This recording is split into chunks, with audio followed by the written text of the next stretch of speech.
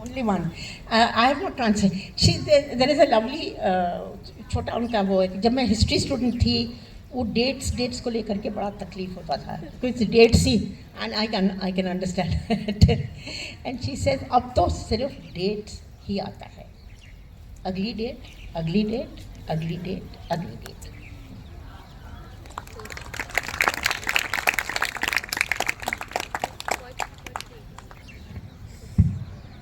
Uma ma'am का बहुत बहुत शुक्रिया अपने विचार रखने के लिए. तो जैसा कि आप सब लोग जानते हैं कि हमारा अगला प्रोग्राम भी है एक कल्चरल इवेंट, इस इवेंट के बाद में 8:30 बजे, और हम लोग बहुत बुरी हालत में हैं. तो अभी आपके बीच में फ़ंड कलेक्शन के लिए 2 लोग आएंगे, तो आप जितना जेनरसली हो सके प्लीज़ कंट्रीब्यूट करिएगा हमारे संगठन के लिए, ताकि हम अगला प्रोग्राम भी सक्सेसफुल बना सकें. तो अब मैं अगले स्पीकर जो हैं वो प्रशांत भूषण जी हैं.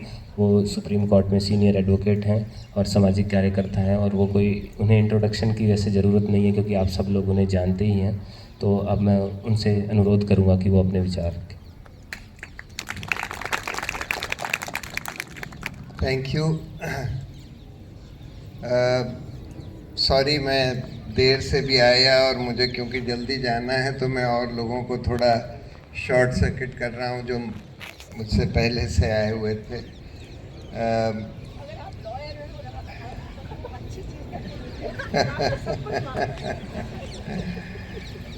तो आज भगत सिंह की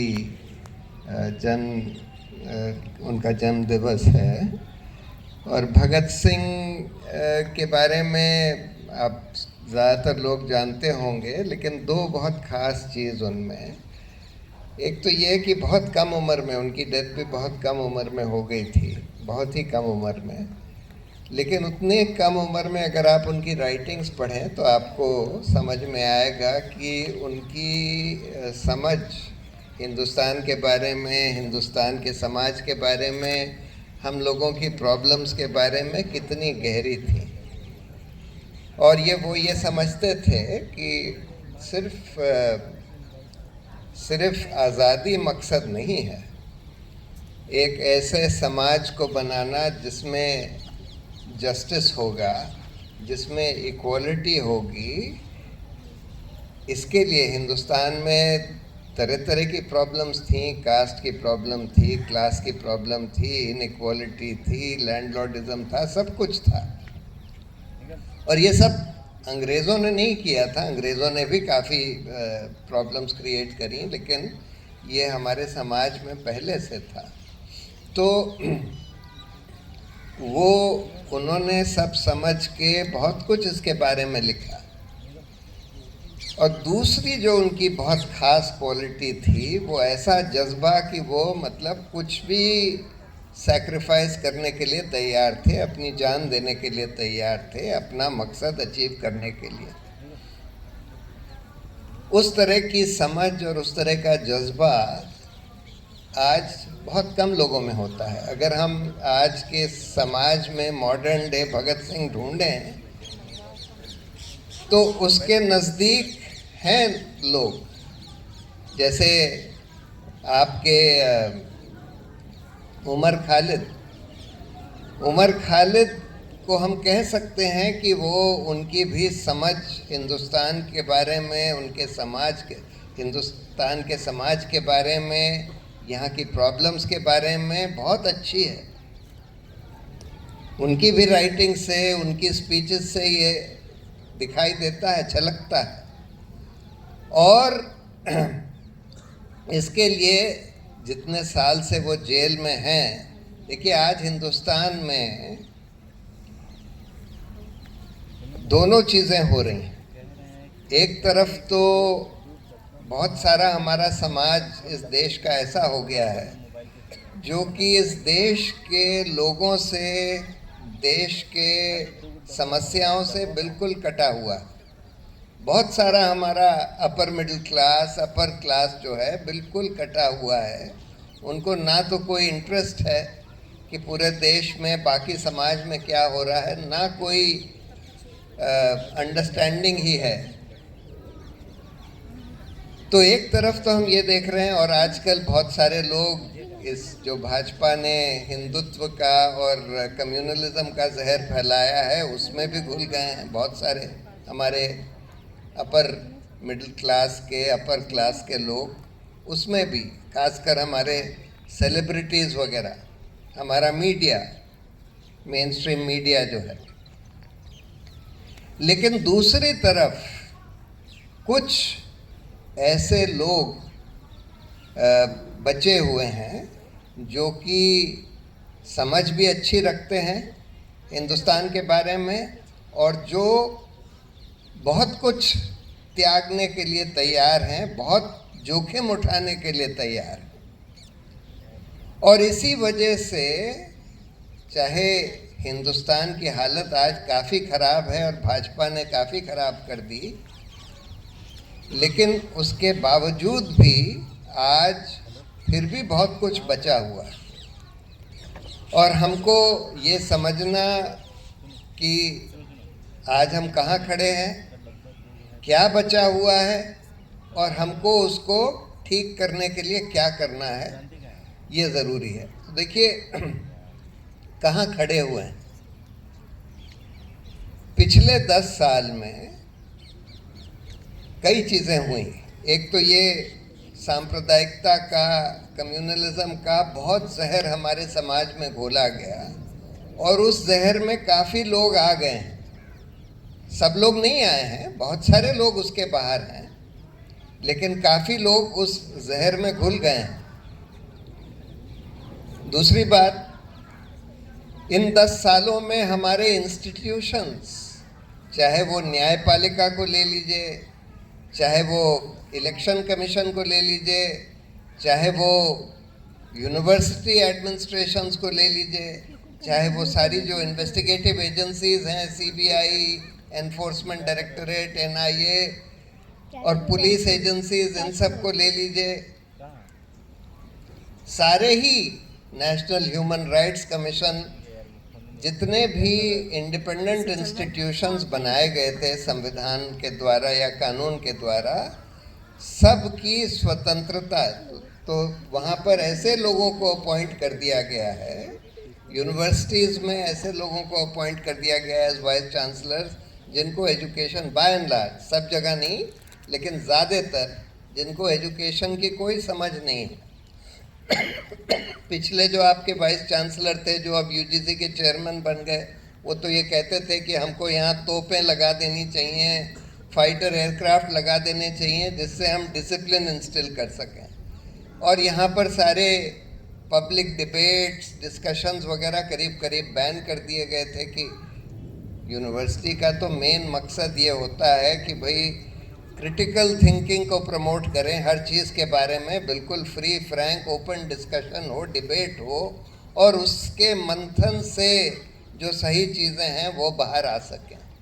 लेकिन वो सब बंद करके कि भाई यहाँ पर मिलिट्री डिसिप्लिन लागू किया जाएगा और कोई जना कोई सवाल नहीं पूछेगा, उस तरह की चीज़ें करी गई। बहुत सारी यूनिवर्सिटीज़ में ऐसा ही किया गया। तो न्यायपालिका में देखिए एक प्रॉब्लम तो शुरू से रही है, एक बहुत एलिटिज्म टाइप का है, यानी कि जो जजेस होते हैं उनको बहुत कम को कॉमन लोगों की जो समस्याएं हैं, जो हिंदुस्तान की सोशो इकोनॉमिक पॉलिटिकल रियलिटी है, उसके बारे में बहुत कम जजेस को समझ होती है। तो एक तरह का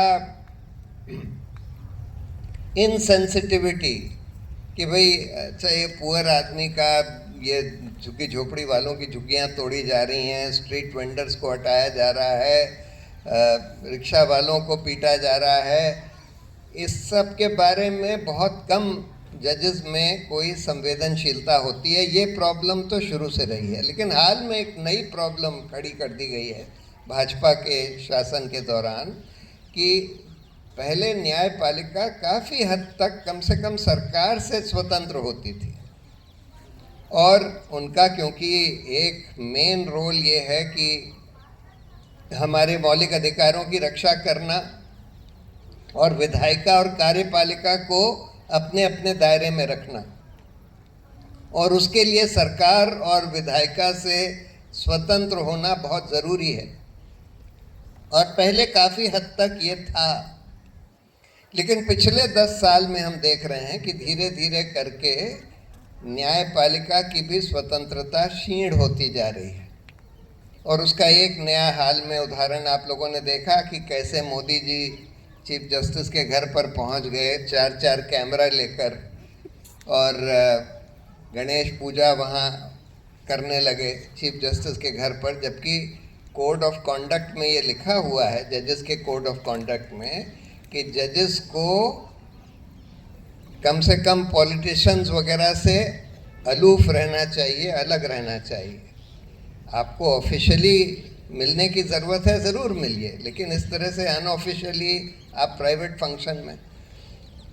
और पिछले 10 सालों में हमने ये देखा कि इस तरह के कानून जैसे यूएपीए, पीएमएलए, बहुत ड्रैकोनियन कानून, ये कानून जो हैं भाजपा ने नहीं बनाए, कांग्रेस के सरकार में बनाए गए थे, लेकिन उसको भाजपा की सरकार में और ड्रैकोनियन कर दिया। और इनकी जो इन्वेस्टिगेटिव एजेंसीज थी, जो इनका इन्वेस्टिगेशन करती हैं, खासकर एनआईए, एनफोर्समेंट डायरेक्टरेट, सीबीआई वगैरह, इनको तो बिल्कुल सरकार का तोता बना दिया भाजपा के सरकार ने।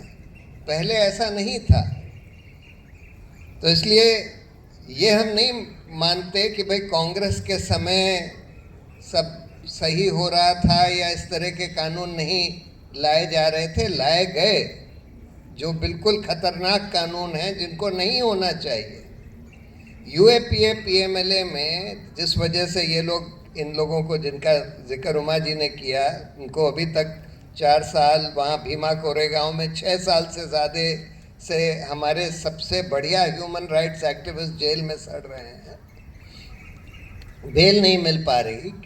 उसका मेन कारण ये है कि यूएपीए और पीएमएलए में 2 कारण हैं कि यूएपीए, पीएमएलए ऐसे कानून हैं जिसमें ये लिखा है, बेल का जो नॉर्मल रूल होता है कि भाई अगर इन्वेस्टिगेशन चल रहा है या ट्रायल भी चल रही है, किसी को चार्जशीट किया गया है, ट्रायल चल रही है, तो उस दौरान बेल पर रिलीज करना रूल है और जेल में रखना एक्सेप्शन है। और बेल तब तक रिफ्यूज़ नहीं करी जाएगी जब तक 3 में से एक कंडीशन प्रेजेंट ना हो। या तो इसका डर हो कि भाई ये अगर बेल दे दी गई तो ये जना भाग जाएगा, ट्रायल ही नहीं फेस करेगा। दूसरा ये कि अगर बेल दे दी गई तो एविडेंस से टैम्पर करेगा। तीसरा ये कि अगर बेल दे दी गई तो इसने बहुत कोई घिनौना अपराध किया है और इस तरह का अपराध फिर से करेगा। अगर इन 3 में से कोई कंडीशन नहीं प्रेजेंट है तो बेल रूल है, बेल देना लाजमी है। लेकिन यूएपीए, पीएमएलए में ये लिख दिया है कि जब तक जज ये ना कह दे कि इसके खिलाफ कोई प्राइमा फेसी एविडेंस नहीं है, कोई भी एविडेंस नहीं है, तब तक बेल नहीं दी जाएगी। अब ट्रायल तो शुरू भी नहीं हुआ, भीमा कोरेगांव का भी ट्रायल नहीं शुरू हुआ, उमर खालिद का भी ट्रायल नहीं शुरू हुआ। ट्रायल शुरू होने से पहले पुलिस ने तो ऊल जलूल कुछ भी एलिगेशंस लगा दिए हैं, कुछ भी झूठे विटनेस वगैरह भी ला दिए हैं। उनके भीमा कोरेगांव के जो हमारे ह्यूमन राइट्स एक्टिविस्ट हैं, उनके कंप्यूटर में ये पेगासस, एक इजरायली सॉफ्टवेयर है, उसको यूज़ करके झूठे लेटर्स उनके कंप्यूटर में डाल दिए गए हैं। प्रूफ भी हो चुका है, लेकिन फिर भी जज के लिए ट्रायल से पहले ये कह देना कि भाई इसके खिलाफ कोई प्राइमा फेसी केस नहीं है, ये आसान नहीं होता। और इस वजह से जजेस ये नहीं कह रहे हैं। कायदे से तो इन कानून को गैर संवैधानिक डिक्लेयर करके रद्द कर देना चाहिए था, लेकिन अनफॉर्चुनेटली इनको रद्द नहीं किया गया है। और इस वजह से बेल भी नहीं दी जा रही। फॉर्चुनेटली हाल में सुप्रीम कोर्ट ने कुछ केसेस में ये कह दिया कि अगर ट्रायल ख़त्म होने का कोई प्रोस्पेक्ट ना हो कि जल्दी ख़त्म हो जाएगी, तब इन लोगों को भी यूएपीए, पीएमएलए वगैरह में बेल दे देनी चाहिए। तो होपफुली अब इनमें से कई लोग, भीमा कोरेगांव के भी, दिल्ली राइट्स में भी जो हमारे एक्टिविस्ट अक्यूज्ड हैं, होपफुली उन लोगों को भी अब शायद जल्दी बेल मिल जाएगी। लेकिन मैं ये कह रहा था कि देखिए, हालात तो बहुत ही ख़राब कर दिए गए हैं एक तरह से, कि हमारे सारे इंस्टीट्यूशंस को धाराशाही कर दिया है, सरकार के तहत ले आए हैं, उनकी स्वतंत्रता ख़त्म कर दी है। न्यायपालिका के बारे में मैं बता दूं क्यों स्वतंत्रता हाल में ख़त्म हुई है। इस सरकार ने, देखिए, एक तरीका तो पहले भी था कि रिटायरमेंट के बाद बहुत सारे जजेस को लुभाने के लिए ये कहा जाता था कि रिटायरमेंट के बाद तुमको हम इस कमीशन में, इस ट्राइब्यूनल में नौकरी दे देंगे और तुम हमारे फेवर में जजमेंट्स दो, और ये पहले से ही हो रहा था। लेकिन हाल में, और अभी भी हो रहा है, बहुत सारे जजेस को, जस्टिस गोगोई जो चीफ जस्टिस थे, उन्होंने बहुत सारे फैसले सरकार के हक में दिए, अयोध्या वाला, रफाइल वाला, बहुत सारे, उनको राज्यसभा का मेंबर बना दिया। कुछ और जजेस ने फैसले दिए, किसी को गवर्नर बना दिया, किसी को नेशनल ह्यूमन राइट्स कमीशन का चेयरमैन बना दिया, किसी को लोकपाल बना दिया। ये सब तो खूब रैम्पेंटली चल रहा है अभी भी। लेकिन 2-3 और नए तरीके न्यायपालिका की स्वतंत्रता खत्म करने के लिए इस सरकार ने अख्तियार करे, भाजपा की सरकार ने। पहला तो इन्होंने ये किया, अच्छा, एक चीज़ ये होती है कि जब कोई बहुत फांसीवादी सरकार होती है तो जजेस अपने आप डर जाते हैं। स्ट्रॉन्ग फांसीवादी सरकार, इमरजेंसी में डर गए थे, हेबियस कॉर्पस केस में बोल दिया कि हेबियस कॉर्पस ही नहीं लाई करता सुप्रीम कोर्ट में। अभी भी, अब तो नहीं, अब वो हालत नहीं है कि एक बहुत स्ट्रॉन्ग फांसीवादी सरकार दिख रही है। अब इनके 240 रह गए हैं, मेजॉरिटी भी नहीं है। लेकिन पहले 2 टर्म्स में इनकी मेजॉरिटी थी, और ऐसा डर का माहौल बना दिया गया था कि जजों को भी डर लगने लगता है। तो उनमें से बहुत सारे जज तो डर के मारे सरकार के खिलाफ खड़े नहीं हो पाते। लेकिन 2 और तरीके इन्होंने करे। एक तो ये करा कि स्वतंत्र जजों की नियुक्ति ही मत होने दो। जब जब कानून ये कहता है कि सुप्रीम कोर्ट के सीनियर जजेस का कोलिजियम रेकमेंड करता है कि किसको जज बनाया जाए, जब जब कोलिजियम कोई स्वतंत्र और स्ट्रॉन्ग जजेस को रेकमेंड करता है तो ये सरकार, और माइनॉरिटी के जजेस को अगर रेकमेंड करता था तो ये सरकार ने ये एटीट्यूड अडॉप्ट कर लिया कि हम उसको मानेंगे ही नहीं। सरकार को बस एक अख्तियार है कि एक बार वो रिकमेंडेशन अगर उसको एक्सेप्टेबल नहीं है तो रीजंस के साथ वापस भेज दे। उसके बाद कोलिजियम अगर यूनानिमसली उसको रीइटरेट करता है तब सरकार के पास कोई ऑप्शन नहीं है, उनको अपॉइंट करना ही पड़ेगा। लेकिन इस सरकार ने एक नया तरीका अख्तियार किया कि कोलिजियम की रिकमेंडेशन आई, 5 लोगों का नाम रेकमेंड किया गया, उसमें से 2 सरकार को लगा कि भाई ये दोनों तो बड़े खतरनाक होंगे क्योंकि ये बड़े स्वतंत्र जजेस हैं, या ये माइनॉरिटी केस में हैं, मुस्लिम हैं। तो ये सरकार उस रिकमेंडेशन पर बैठी रहती है, 2-2, 3-3 साल निकल जाते हैं, कोई जवाब ही नहीं देती, ना हाँ या ना, अपॉइंटमेंट भी नहीं करती, नोटिफिकेशन नहीं इशू करती। और जब वापस कभी भेजती है कि भाई अच्छा ये हमको ये ऑब्जेक्शन है, हम इनको नहीं चाहते, और कोलिजियम यूनानिमसली रीइटरेट भी करता है, तब भी उनको अपॉइंट नहीं किया जाता, नोटिफिकेशन ही नहीं इशू किया जाता। ऐसे में सुप्रीम कोर्ट का कायदे से रोल ये था कि भाई लॉ मिनिस्टर को, प्राइम मिनिस्टर को सीधा सीधा कंटेम्प्ट का नोटिस इशू करें कि भाई आप, कानून ये कहता है कि अब आपको नोटिफिकेशन इशू करना पड़ेगा, आप नहीं इशू कर रहे हैं आपको जेल भेजा जाएगा। लेकिन अनफॉर्चुनेटली इन जजेस की हिम्मत नहीं है। वो केस हम लोग सुप्रीम कोर्ट में ले गए, चल रहा है, लेकिन अनफॉर्चुनेटली इतनी हिम्मत नहीं है कि भाई लॉ मिनिस्टर या प्राइम मिनिस्टर को धमका सकें कि भाई तुम अगर नहीं इशू करोगे तो तुमको जेल भेजा जाएगा, या ये कह सकें कि भाई अब नोटिफिकेशन इशू करने की ज़रूरत नहीं है, ये डीम्ड अपॉइंटमेंट हो गया, हम इनको ओथ दे देंगे। कायदे से ये करना चाहिए लेकिन नहीं कर रहे हैं। तो इससे सरकार जो है सक्सीड कर रही है installing the appointment of strong and independent जजेस।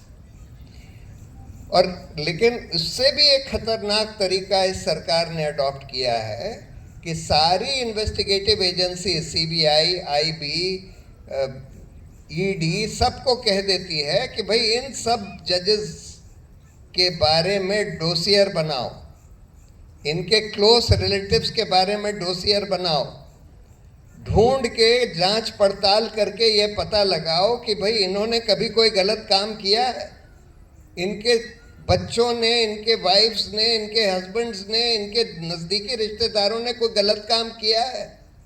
और अगर कुछ भी पकड़ लिया तो उसके आधार पर इन जजेस को ब्लैकमेल किया जाता है कि भाई तुम हमारा काम करते रहो और जब तक करते रहोगे तुमको हम कुछ नहीं करेंगे, अगर तुमने हमारा काम नहीं करा तो तुम्हारे खिलाफ हम ये सब कर देंगे। और अगर वो जज जो है चीफ जस्टिस ऑफ इंडिया है, अगर उसको पकड़ लिया, जैसे एक चीफ जस्टिस थे जिनके खिलाफ एक मेडिकल कॉलेज स्कैम में सीबीआई का इन्वेस्टिगेशन चल रहा था, उसमें सीबीआई ने जो उस मेडिकल कॉलेज के जो ओनर्स थे उनका फ़ोन टैप कर लिया और उसमें वो कॉन्वर्सेशन, एक फॉर्मर चीफ जस्टिस थे उड़ीसा के, उनके कॉन्वर्सेशन से ये बात साफ हो गई कि भाई इन चीफ जस्टिस को ब्राइब करने का पूरा प्लान बन गया है। उसमें पूरे कॉन्वर्सेशंस थे कि भाई ये कप्तान से बात हो गई है, इनको 5 गमले पहुंचाने हैं, 5 गमले मतलब 5 करोड़ पहुंचाने हैं और फिर हमारा काम हो जाएगा। अब आपने ये कॉन्वर्सेशन रिकॉर्ड कर लिया और फिर आप चीफ जस्टिस को जाकर दिखाते हैं कि देखिए ये हमारे पास है, अब आप हमारा काम करते रहिए। तो इस तरह से इन्होंने इन सब को अपने काबू में कर लिया है। अब देखिए ये तो प्रॉब्लम्स हैं, कुछ सिल्वर लाइनिंग भी हैं। सिल्वर लाइनिंग ये है कि उमर खालिद जैसे अभी भी काफ़ी लोग हैं, देवंगना कालिद और इतने सारे लोग जो सही बात के लिए, जस्टिस के लिए खड़े होने के लिए तैयार हैं, अपने को काफ़ी सैक्रिफाइस करने के लिए तैयार। दूसरी सिल्वर लाइनिंग ये है कि एक तरफ तो जो मेन स्ट्रीम मीडिया है वो बिल्कुल कोलैप्स हो गया है, वो तो सरकार की चीज़ें करता है, उन्हीं का एजेंडा फॉलो करता है, उसी तरह से सांप्रदायिकता भड़काता है। लेकिन आज एक इंटरनेट की वजह से, सोशल मीडिया की वजह से एक नया ऑल्टरनेट मीडिया इस देश में खड़ा हो गया। और ये जो ऑल्टरनेट मीडिया है, चाहे यूट्यूब पर है, चाहे फेसबुक पर है, चाहे ये सोशल मीडिया कंपनीज के अपनी अपनी प्रॉब्लम्स हैं, सोशल मीडिया की भी अपनी प्रॉब्लम है। लेकिन उसके बावजूद एक अच्छी बात ये हुई है कि इनके वजह से, इन सोशल मीडिया और इंटरनेट की वजह से बहुत सारे स्वतंत्र पत्रकार मेन स्ट्रीम मीडिया से बाहर आकर अपनी पत्रकारिता करने लगे हैं और उनका इन्फ्लुएंस आज मेरी राय में मेन स्ट्रीम मीडिया से ज़्यादा है। और यही वजह थी कि इस इलेक्शन में सारा पैसा सरकार के पास, इलेक्शन कमीशन सरकार के हाथ में, जुडिशरी भी करीब करीब उनके हाथ में,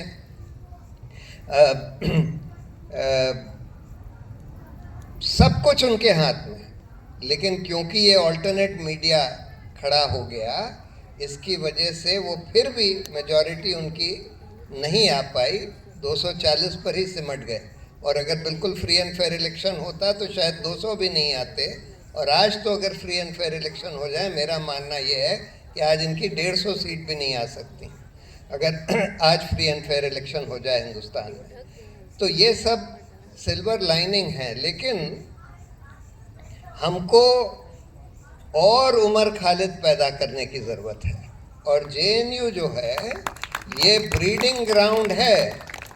जेएनयू, जामिया जैसे इंस्टीट्यूशंस जो हैं, ये उमर खालिद जैसे लोगों के लिए, जिनमें समझ भी हो, जज्बा भी हो और हिम्मत भी हो और सैक्रिफाइस करने के लिए तैयार भी हों, उस तरह की नर्सरी है। तो हमको सरकार डराती है कि भाई अगर तुम खिलाफ सरकार के खिलाफ कुछ करोगे बोलोगे तो तुमको जेल में डाल देंगे। अगर बहुत सारे लोग खड़े हो जाएं और सरकार के खिलाफ बोलने लगें तो ये इतने सारे लोगों को जेल में नहीं डाल सकते। और ये ज़रूरी है कि आज कलेक्टिवली लोगों को खड़ा होने की ज़रूरत है। अभी इन्होंने 144 लगाकर सब जगह पब्लिक प्रोटेस्ट वगैरह बंद किए हुए हैं। अब ये ज़रूरत है, देखिए कोर्ट में तो हम लोग कोशिश करते रहते हैं कि भाई ये इलीगल है, अनकॉन्स्टिट्यूशनल है, इस तरह से ये तो फंडामेंटल राइट्स का हनन है। कोर्ट जो करता है नहीं करता है वो अलग बात है, लेकिन हम कह रहे हैं कि अगर कलेक्टिवली बहुत सारे लोग एक साथ खड़े हो जाएं कि भाई हम इसको नहीं मानते, हम इसको तोड़ेंगे 144 को, तो कितने लोगों को ये लोग जेल में डालेंगे, कितनों के खिलाफ केस करेंगे? नहीं कर सकते। और फिर ये टूटेगा। ये डर के माहौल में ये इसको चलाए जा रहे हैं। तो इसलिए हम लोगों का तो बस ये दायित्व है कि हम लोग जहाँ जहाँ हमको अन्याय दिखे, जहाँ जहाँ दिखे कि कुछ गलत चीज़ें हो रही हैं, उसके खिलाफ हमको अपनी आवाज़ उठानी है। उसके खिलाफ हम लोगों को कोशिश करनी है कि संगठित होकर आवाज़ उठा सकें तो और भी अच्छा है। और ये डर अपने मन से निकाल देना है कि भाई अगर हम खड़े हो गए या कुछ हमने सही बात के लिए अपनी आवाज़ उठा दी तो ये लोग हमको जेल में डाल देंगे। वो डर अब अपने जहन से निकालना पड़ेगा, तभी जाकर हम भगत सिंह के सपनों को सच कर पाएंगे। Thank you very much. बहुत बहुत शुक्रिया सर, आपने जुडिशरी और जैसे